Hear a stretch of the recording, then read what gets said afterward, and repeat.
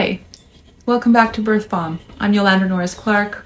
I'm a writer, I'm a free birth maven, I'm the mother of almost 11 children, and it's fun to be back here. Today I'll be discussing the now infamous, or maybe always infamous, Aubrey Marcus, and the written version of this essay is on my Substack. The link is below.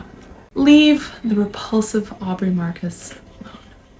I just watched an excruciating hour of Aubrey Marcus and his deranged spiritual therapist, Mark Gaffney, humiliate two clearly vulnerable women in a kind of public struggle session, in which everyone involved desperately tries to rationalize one man's shocking narcissism and selfishness as spiritual depth. Their original conversation is also linked below.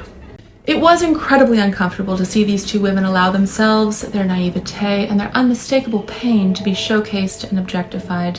And yet, there they were, adults, fully consenting to their own degradation in front of an audience of millions, as is their right. It is, of course, blatantly obvious to anyone who has any degree of awareness or discernment that Marcus and his very, very creepy therapist appear to be predators, and yet the conversation has generated a huge reaction. Attention ultimately is the purpose and the intention of anything shared online, and as always, conflict and controversy equate to views. That's how Marcus makes his money, along with selling stuff, and good for him, me too, and we're all playing into it by design. Welcome to the internet. But like every conflict and conversation, there are actually some important cultural themes and questions at play. What is loyalty? What is a healthy male-female polarity in relationship? What is virtue as men and women? And do the requirements of that term differ for men versus women? What is a truly sacred sexuality, and how do we define and practice such a thing? What happens and how does one respond when one's partner decides to change or abandon the initial contract? How does personal responsibility on the part of individual actors in any relational dynamic and strangers who consume the narratives that so-called influencers offer up for public consumption? Incidentally, I have a workshop coming up for women on exactly these issues, along with the broader questions about surrender, wifely submission, sexuality, and relationship in marriage. I'll leave the link below.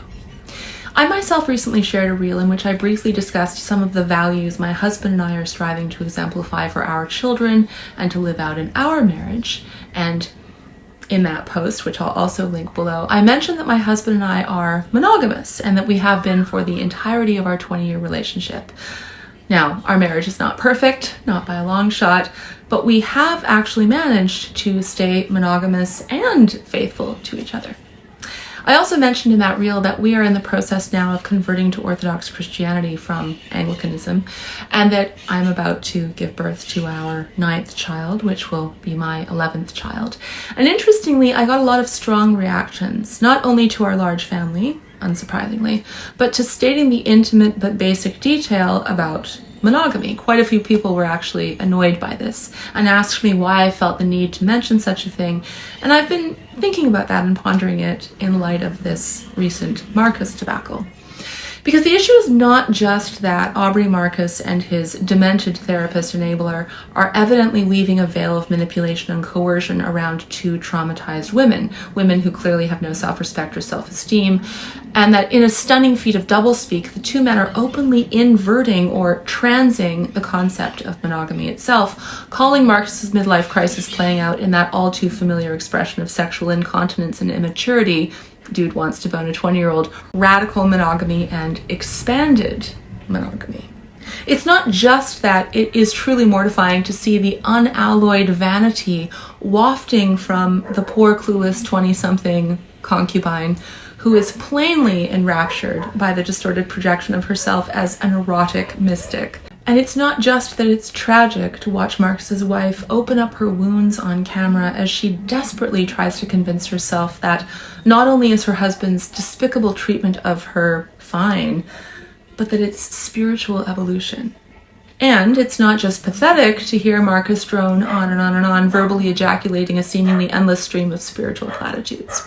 As I said, I could only watch an hour on account of the nausea, but from what I understand, there is actually a point during the almost 3 hours of agonizingly performative abasement in which Marcus reveals his intention to impregnate both women, suggesting that God has been telling him to do this. And this, of course, adds yet another layer of depravity and darkness to it all. These people are, it appears to me anyway, profoundly sick, and all the more so on account of their commitment to the delusion that it's actually through this decadent, onanistic melodrama that they have found or are on the path to enlightenment.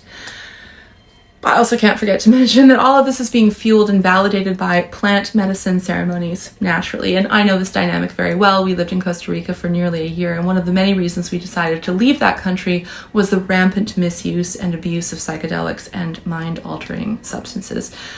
A culture which Lee and I fully participated in before realizing how damaging and frankly satanic it all is. Also, like many people, I too find it disturbing that Marcus is described or describes himself as the embodiment of the divine masculine, as a king, or that Marcus and his wife, Vailana, and ostensibly now their mistress, offer their own lineage medicine, which they have dubbed the God Bomb. Disturbing, yes, but it's also just so funny, isn't it? Who in their right mind would buy a protein powder from this guy, let alone submit themselves to his spiritual ceremony? I mean, surely I'm not the only one who would politely decline both invitations, and not just because I'm the ultimate Orthodox trad wife either.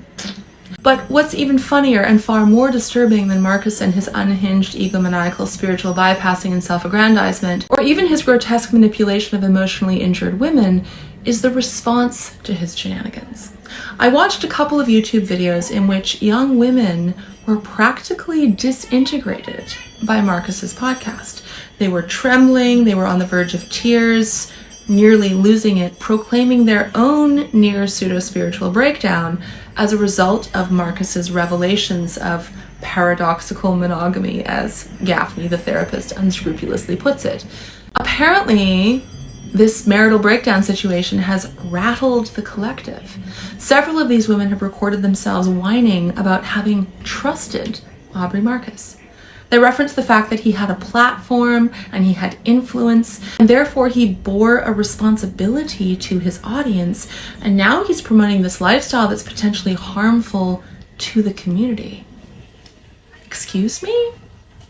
This is by far the most insane and deranged aspect of all of this. And once again, I find myself in the very, very strange position of defending, in a way, an utterly odious man. Because the truth is, Aubrey Marcus bears no responsibility for how you feel about him or anything else, or what you do, and he does not owe you anything. Unless you bought a protein powder from him, in which case he owes you a protein powder, and if you didn't get the protein powder, then by all means, I hope you get your money back. But I've also seen accusations that Marcus's lifestyle, his products, his services, and supposedly his spiritual rituals constitute a cult. I mean, is that right? Then I guess you'll have to decide whether or not you join or not, right? Whatever you like. Aubrey Marcus has every right to make up a so-called religion, to proclaim himself a deity, to perform pagan exorcisms. It's up to you to partake or not. But if in the end you decided to put yourself or mystically found yourself in the position of trusting a random protein powder pervert on the internet, that, sweetheart, is firmly on you. I'm going to let you in on a powerful, life-changing secret. You have no obligation to allow this to happen, and you have all the power to walk away, to put your phone down, and to go off and read a good old-fashioned book. Why on earth would you ever trust any internet personality, myself included? Please do not decide that you trust me unless we are actually in relationship in the world of flesh and bone, and let me assure you, I keep my people very, very close. I do not deserve, nor do I want, your trust.